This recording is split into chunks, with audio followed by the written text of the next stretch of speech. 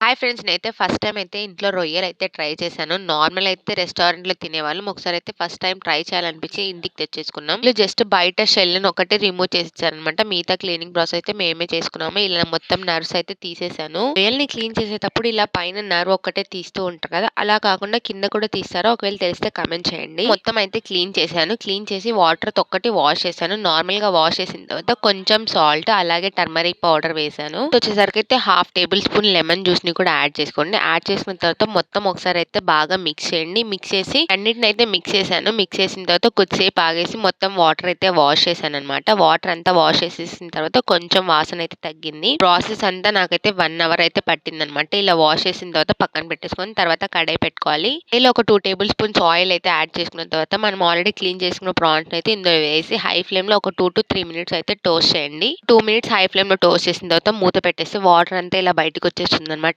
ఇదే water use చేసుకొని మనమైతే ప్రాన్స్ ని కుక్ చేసుకోవాలి. లో ఫ్లేమ్ లో పెట్టుకొని లో ఫ్లేమ్ లో కుక్ చేసుకుంటే వాటర్ అంతా పోయి మనకు ఆయిల్ అయితే రిలీజ్ అవుతుంది. అప్పుడు మనం ప్రాన్స్ అయితే పక్కన పెట్టుకోవాలి. దాంట్లో ఒక టేబుల్ స్పూన్ నూనెని యాడ్ చేసుకొని చిన్నగా కట్ చేసుకున్న ఆనియన్స్ ని అలాగే చిన్నగా కట్ చేసుకున్న టమాటో పీసెస్ ని వేసుకొని కొంచెం ఫ్రై చేయాలి. నేను మనం సాఫ్ట్ గా అయ్యేంత వరకు అయితే కుక్ చేసుకోవాలన్నమాట. కుక్ చేసుకున్న తర్వాత టేస్ట్ కి సరిపడా ఉప్పు కారం ని కూడా యాడ్ చేసుకోవాలి. ఉప్పు కారంతో పాటు అలాగే కొంచెం పసుపుని కూడా యాడ్ చేసుకొని ఒకసారి వీటిని అన్ని బాగా కలుపుకోవాలి. కొంచెం మిక్స్ చేసుకున్న తర్వాత మనం ఒక tablespoon ginger garlic paste ని కూడా ఇందులో యాడ్ చేసుకోవాలి. జింజర్ గార్లిక్ పేస్ట్ యాడ్ చేసిన తర్వాత మనం ఆల్రెడీ ఫ్రై చేసుకున్న ప్రాన్స్ కూడా ఇందులో అయితే యాడ్ చేసుకోవాలి. వీటన్నిటిని ఒకసారి బాగా మిక్స్ చేసుకోవాలి. మిక్స్ చేసుకున్న తర్వాత మనం ఈ మసాలా కొంచెం రొయ్యలకి పట్టడానికి కొంచెం వాటర్ అయితే యాడ్ చేసుకోవాలి. వాటర్ యాడ్ చేసుకొని ఒకసారి మిక్స్ చేసేయండి. అన్నిటిని మిక్స్ చేసుకున్న తర్వాత లాస్ట్ లో అయితే ధనియాల పొడిని ఒక టేబుల్ స్పూన్ యాడ్ చేసేసిన తర్వాత దించే ముందర చిన్నగా కట్ చేసుకున్న కొత్తిమీరని కూడా యాడ్ చేసుకోండి. చేసుకొని ఒకసారి అంతా మిక్స్ చేసుకోవాలన్నమాట. మీకు గ్రేవీ కావాలంటే ఇంకొంచెం వాటర్ అయితే యాడ్ చేసుకోండి. కొంచెం మూత పెట్టేసి ఆయిల్ పైకి తేలేంత వరకు అయితే కుక్ చేసుకుంటే మన టేస్టీ ప్రాన్స్ ఇగురు అయితే రెడీ అయిపోతుంది. మీకు ఈ వీడియో యూస్ అయితే please like, share, subscribe to my channel. Thanks for watching.